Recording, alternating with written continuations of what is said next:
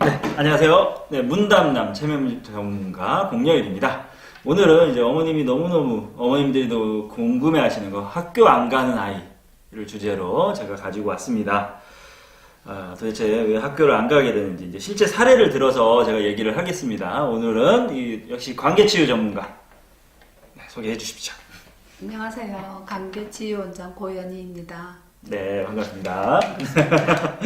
네, 여전히 네, 믿음직스럽습니다. 네. 네네. 제가 저한테 이제 오신 손님이기도 하고 예전에 이제 좀 주로 물어보시는 것 중에 하나예요. 비슷한 케이스도 있고 했었는데 예전에 이 중1 남자입니다. 네. 사례가 중1 남자인데 이 초등학교 때는 그래도 그런 대로 다니긴 했어요. 좀 학교에서 며칠 안 가기는 했어도 그렇게 문제가 되지는 않았거든요. 근데 이제 중학교에 올라가자마자 학교를 안 간답니다. 안 가려고 도대체 모르겠다라고 이제 그리고 어머님이 오시는 게 아니라 네. 아버님이 데리고 오셨어요. 그러니까 어머님도 같이 오시라고 했는데 어머님은 조금 싫은 제스처를 좀 하시는 것 같아요.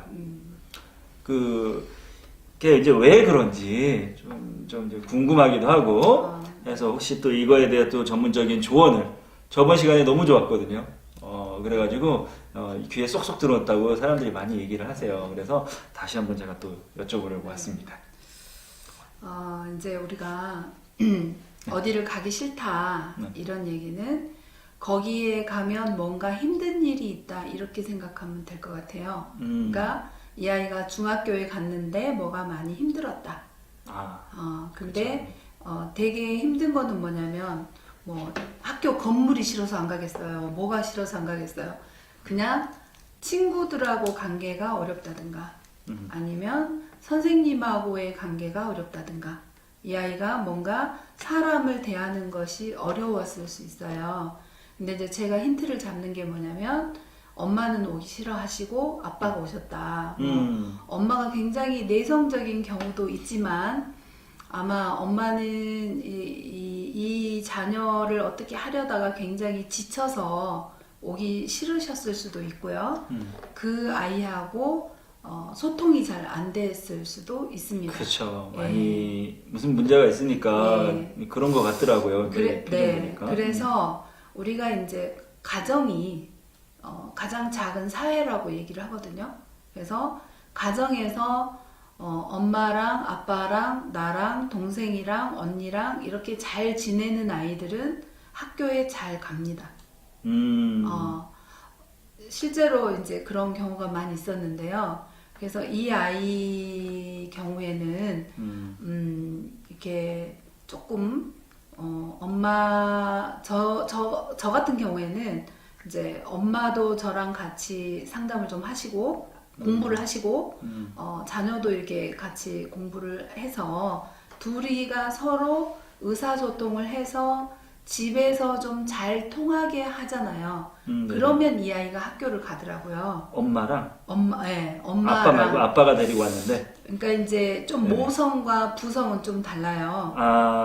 그래서 모성은 8살 이전에는 우리가 모성으로, 그러니까 아빠도 엄마도 모성으로 자녀를 키워야 되는데 모성이라는 것은 뭐냐면 한 생명으로서 그 존재 자체에 대해서 키우는 겁니다. 먹여주고 재워주고 원 없이 보듬어주고 굉장히 그러니까 양육의 개념이죠.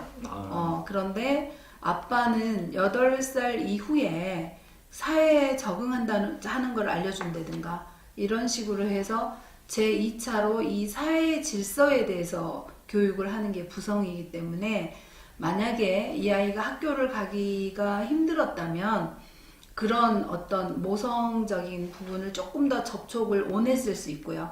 이 아이가 그래서 이제 그렇게 이제 집에서 연습을 좀 많이 하게 하면, 그러니까 쉽게 얘기하면 집에서 의사소통이 잘 되면 이 아이가 학교 가기가 굉장히 용이한데요. 저한테 온 사례를 얘기해도 될까요? 그럼요. 그럼 너무 감사합니다. 진짜. 아니에요. 솔직히 제가 네. 이 사신방송입니다. 왜냐면 저도 이제 아이를 키우다 보니까 네. 저도 좀 궁금해요. 저도 전문가지만 네. 사실 또 다른 전문가한테 나도 두렵거든요. 네. 이게 저 잘 키우죠. 자, 이렇게 해서 사신방송입니다. 네. 혹시 이러지 않을까. 그래서 잘해주면 너무 감사합니다. 그 원장님께서 그걸 질문하실 때 제가 어떤 생각이 났냐면 고등학교 2학년 여자애인데요. 고등학교 1학년 후반기에 저한테 왔었어요. 근데 이제 그 아이도 엄마하고 사이가 좀 안 좋았었는데요.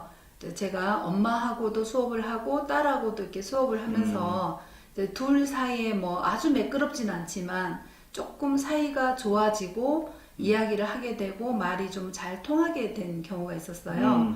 그래서 이 아이는 고등학교 1학년인데 학교를 계속 가기 싫다 그러고 안 간다 그러고 이제 이럴 정도였었는데 엄마하고 관계가 좋아지면서 이 아이가 이제 고등학교 1학년 겨울방학을 지나고 고등학교 2학년 반배정을 받은 거예요. 네네. 근데 이제 얘는 학교를 가면 무슨 이유를 붙여서 조퇴를 하고 엄마 나 데리러 와 이런 문자를 계속 하는 거예요. 그런 아이였는데 이 아이가 이제 저하고 이제 이렇게 공부를 하고 엄마하고 이렇게 사이가 좋아지니까 좋아지니까 네, 그 다음에 이제 고2 때 첫날이 됐어요. 첫날이 돼서 이제 엄마가 이제 굉장히 불안해 하셨어요. 오늘은 또 무슨 이유를 붙여서 조퇴를 하고 올까 이랬는데 카톡이 왔더래요. 엄마 고등학교 2학년 애들은 착해. 애들이 착하네. 이렇게 이제 카톡이 왔대요. 그래서 굉장히 놀랐다는 거예요. 네, 감동이네요. 네. 그래서 엄마가 그래? 그리고 이제 며칠 이렇게 잘 지나갔는데 또 이제 어느 날 중간에 카톡이 왔대요. 엄마 나 배 아파서 집에 갈 거야. 데리러 와. 이렇게 이제 카톡이 왔대요. 그래서 엄마가 드디어 시작이구나. 그리고 이제 데리러 가려고 이제 채비를 하고 있는데 다시 카톡이 왔대요. 뭐라고 했냐면 엄마 내가 배 아프다고 집에 간다 그러니까 애들이 너 없으면 심심하다고 가지 말래. 그냥 학교에 있을게. 이렇게 얘기했다는 거예요. 많이 성장했네요. 네. 건강하게 성장했답니다. 그러니까 이제 그것이 이제 집에서 엄마하고 사이가 좋아지고 둘이 이 얘기를 해도 서로 경청하고 공감하고 이런 연습이 된 거죠.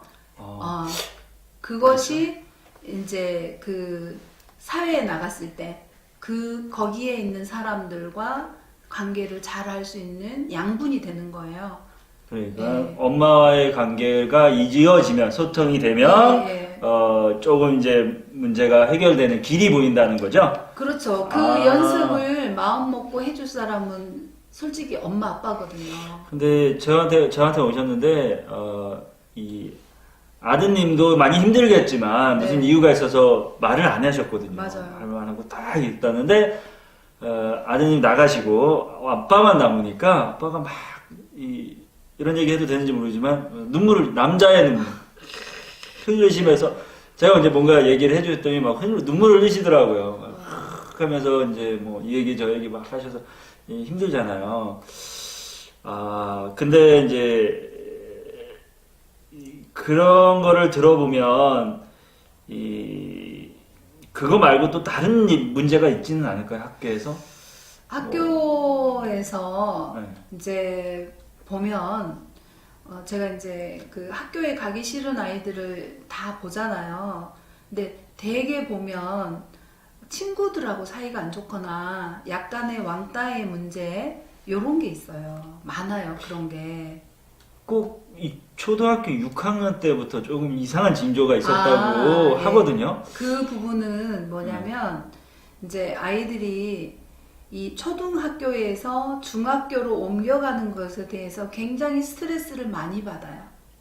무슨 말이냐면 익숙했던 공간에서 새로운 공간으로 옮길 때마다 스트레스가 높아지는 아이들이 있어요. 그래서 저 또 이제 다른 학생을 제가 이렇게 했던 아이가 있는데 그 아이가 이제 굉장히 공부를 잘 하고 이런 여자애였는데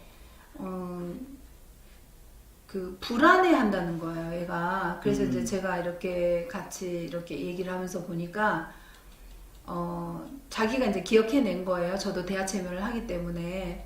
그래서 초등학교에 들어가기 전에도 한 거의 믿지 않으시겠지만 1년 전부터 책가방을 싸서 그 현관에다 뒀고요. 중학교 때도 중학교 가기 전에 몇 달 전에 책가방을 싸서 현관 앞에 뒀고요. 근데 이 아이가 저한테 온 시점이 고등학교 가기 전이었어요. 그래서 이제 굉장히 불안하다는 거였거든요. 엄청 불안해하죠. 예, 그래서 이렇게 새로운 환경에 대해서 이렇게 불안해하는 아이들은 어떤 아이냐면 굉장히 완벽하게 하려는 성격이거나, 예, 뭔가 자기가 실수를 하면 굉장히 견디기 어려운 성격이라든가. 얘가 소심하다. 그랬어요. 네네. 얘가 그런 맞아요. 성향이었어요. 그래서 이제 저는 이제 성향도 많이 보거든요. 성격에 따라서 접근할 수 있는 반경이 달라요. 그래서 또 어떤 아이들은 무조건 화를 내고 보는 아이도 있고요. 뭐 여러 가지 유형이 있는데 되게 새로운 환경에 들어가기를 어려워하는 아이들은 좀 뒤로 물러서기 좋아하고 좀 움츠리거나 아니면 내가 뭔가 잘못했을 때 그걸 용납할 수 없는 완벽주의자거나 요런 성향이 좀 있더라고요. 그렇죠. 그러면 이제 아마 이 얘기를 들으시면 많은 분들이 좀 공감을 할 것 같은데 학교 안 가요 여러분. 특히 혹시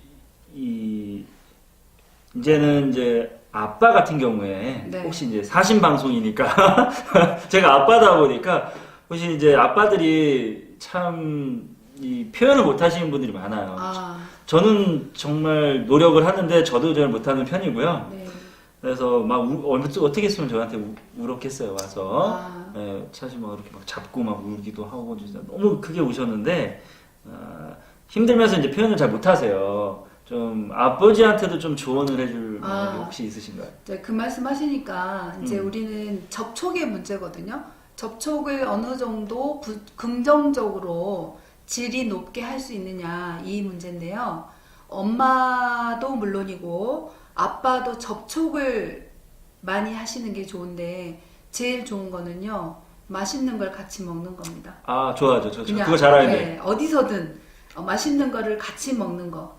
그런데 조심할 거는 그때 이제 맛있는 거 다 먹고 평소에 하고 싶었던 그 지적하는 얘기를 멈추시고 해줘야죠. 아니 거기서 멈추시고요. 공부했어? 요즘 학교 다시 가자!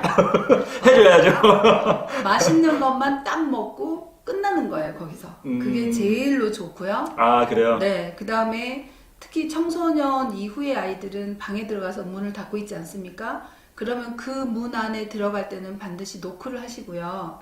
3초에서 5초 정도 기다려 주시고 안에서 들어오라고 할 때 들어가는 게 좋습니다. 팁을 잘 해야 되는데 저는 그냥 벌컥벌컥 열는 거 좋아하는데. 네, 그리고 정말로 긍정적인 접촉을 할 수 있는 거는 뭐냐면요. 눈을 보고 웃는 겁니다. 눈을 마주칠 때마다 웃는 거예요.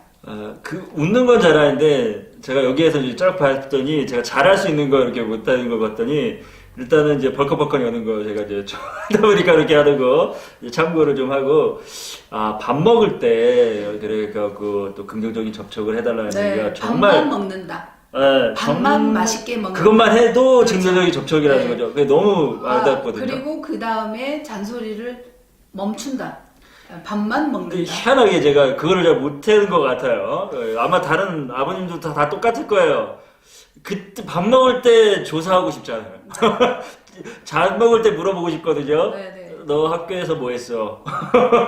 너 요즘에 점수가 이렇다더라? 네. 뭐 이런 얘기 해주고 싶거든. 네. 왜냐면 말할 기회가 솔직히 잘 없잖아요, 아버님들이. 그래서 그때 좀 조사하고 싶어요. 뭐 해야 되지? 마누라하고도 잘 지내야지. 아마 그러게 조금 실수하지 않았나 해서 좀 전에 제가 여기 적어놨습니다. 적어도 되죠?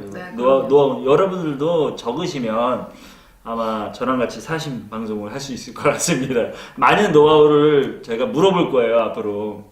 좀 많이 좀 이런 것 좀 가르쳐 주시면 제가 아빠 노릇하는데 조금 도움이 되지 않을까라고 했습니다. 오늘 이렇게 감사하고요. 다음번에 또 다른 사례로 찾아와도 되죠? 네, 감사합니다. 감사합니다. 네, 감사합니다.